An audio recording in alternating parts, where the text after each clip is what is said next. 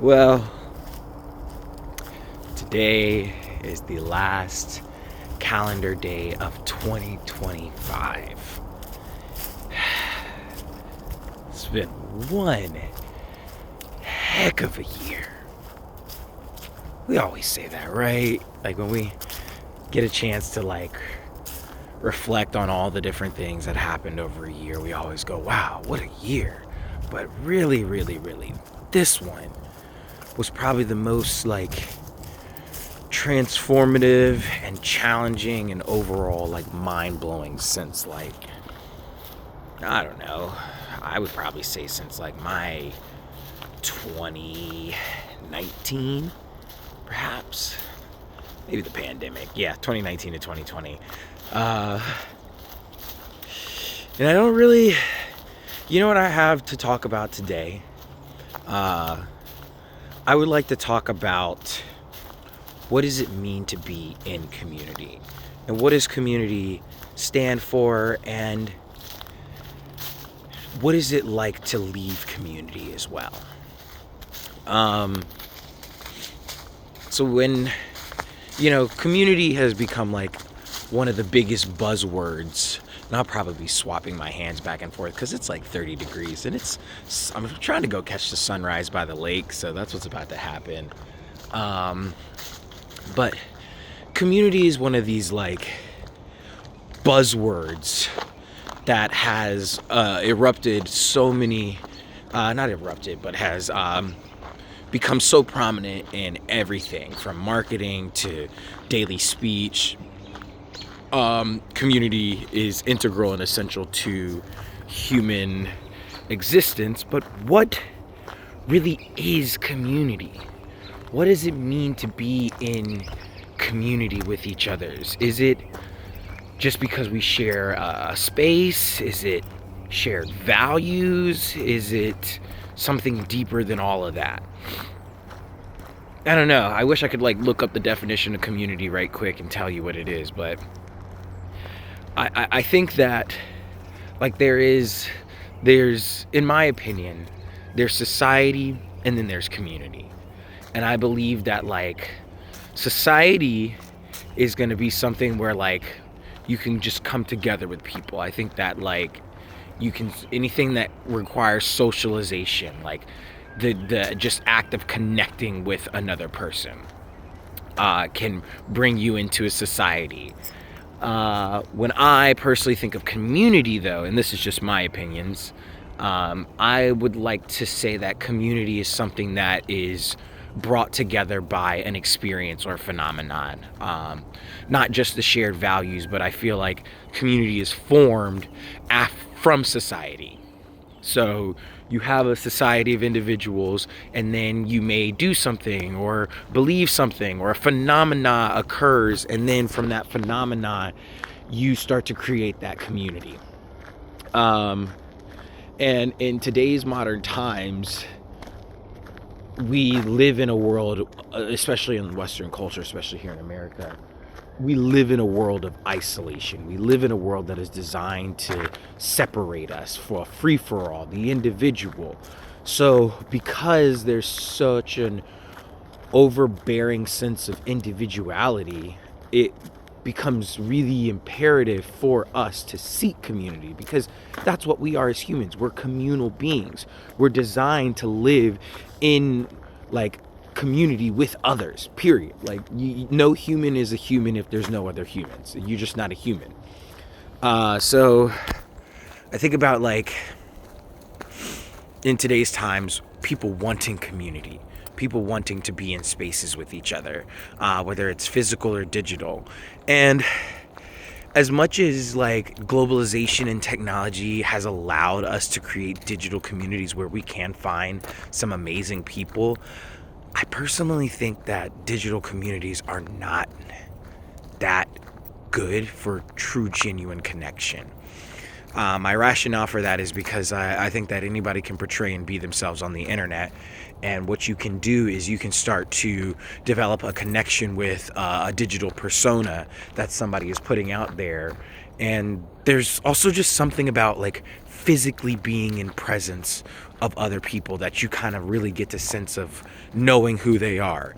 And when I think about community, I think that's what it is like I want to be able to know the members of my community. On Christmas Day, I watched It's a Wonderful Life with my mom. It's her favorite Christmas movie, and I've seen bits and pieces over the years growing up, but I finally sat down and watched it from beginning to end.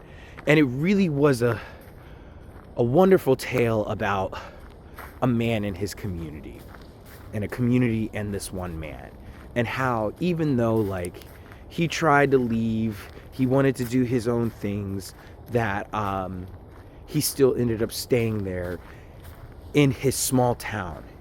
He felt like frustrated by it, didn't really want to be there, but he still stayed. When I think about like that sense of like he could walk around his town and everybody knew him. He knew everybody. He knew what people's names were. He knew what they needed. He assisted and helped them achieve their dreams, even if his were being put on hold.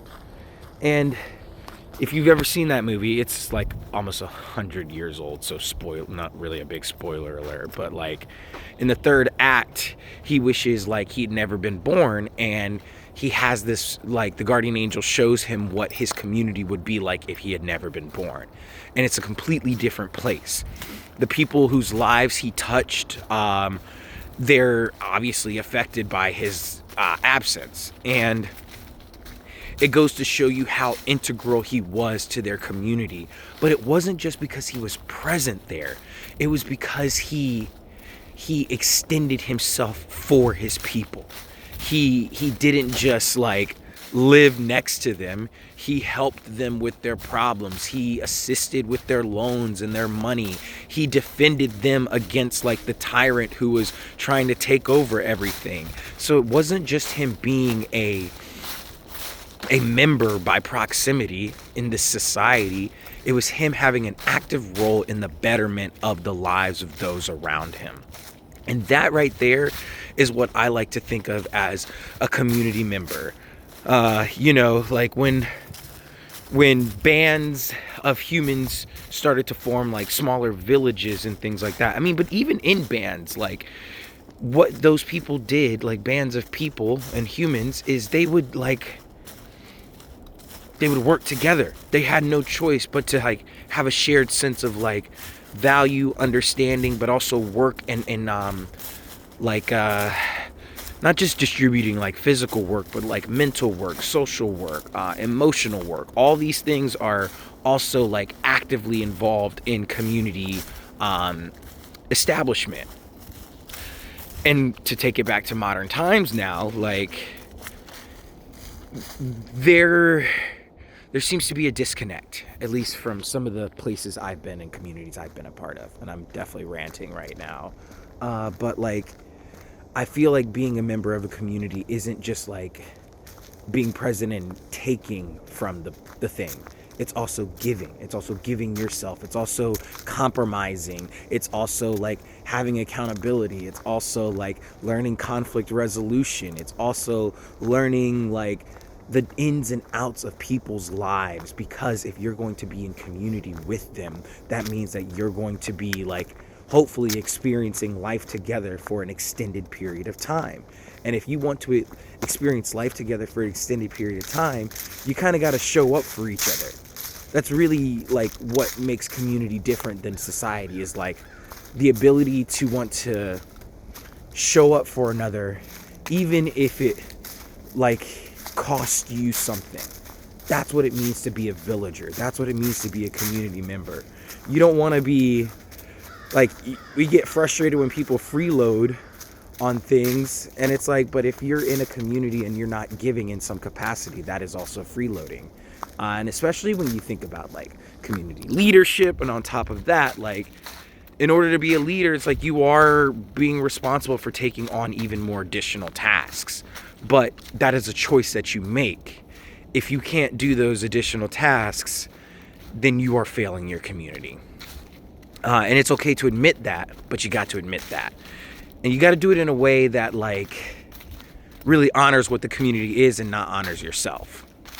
So I think that like in today's times, because of like the digital communities and things like that, it can be a little bit more challenging, especially when you want to base your community off of like Western style governmenting. Whereas like some of the most successful communities in the past have, and I'm not talking like cults and stuff, I'm talking way before, have been like more egalitarian societies where there is not maybe one central admin or leadership role or a president or a king or anything like that, where there's a hierarchy naturally established and then power imbalances inevitably occur from hierarchies, but rather a sense of everybody is on the same playing field. Everybody has an equal part in upholding, maintaining, and supporting the community. Because what can end up happening is, again, power dynamics. Like you start to see the imbalance, where you start to see that people who have the positions of power can do things that will affect other members and maybe not them, or like the other people who have power. We're literally witnessing it in our government at this time. So for me, again, I think like in order to truly call yourself like a community, and maybe like intentional community is even better word, like I think that requires a stronger sense of like unity. And in order to have that unity, you really need to be in each other's presence. You really, really, really need it. And I know that like we're all saying like, but the internet and we've made all these things. It's like, I'm not going to say that the internet doesn't lead to great connections, but connection and community are two different things. And I think that we're getting confused when we're spending time in connection with others, but it's not community because it may not be as intentional as we thought. It may just be like, oh, well, we're sharing this same digital space. You know, like it's semantics really, because you could say that your neighborhood is a community, but it doesn't mean that you're connected to all your neighbors. So, you know, there's definitely flaws in my own argument about like my preferences for what I consider a community. But what I also wanted to share and talk about is how to leave a community. What does it take, and how do you decide that a community is no longer serving you?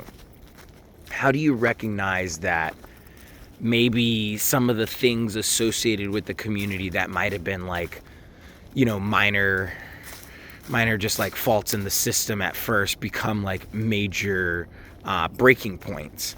How do you reconcile with wanting to change a community, but recognizing also that like if a community is based on hierarchy and leadership doesn't want to change a community, that you can't change it? I think back to an open mic I used to attend quite frequently. I mean, every Wednesday I would be at the open mic, and after a certain point in time being there, started to recognize like, okay, something that could be really valuable for like the community would be to do like writing workshops hosted by the open mic. And it was an idea that had been pitched and presented. There were also other ideas that had been pitched and presented to the leadership board, but when the leadership decided that they didn't want to do it, it became a little bit of a contention point, which is fine because, you know, like contention and conflict is what breeds growth. So it was like, okay, well, if you're not going to do it and there is a growing need for it because we're listening to the members of our community and they're saying that they want these things, then we got to go either A, make our own community, or B, figure out how we can get the needs met by the people. And I come to let you know that it's really hard to oust leadership.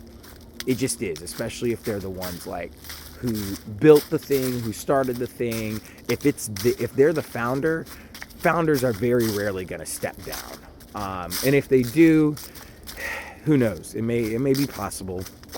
But I think like when I thought about it, it was like, okay, there's a need that wants to be met by the community, but the hierarchies established will not allow that need to be met. So how do we ensure that the community is taken care of?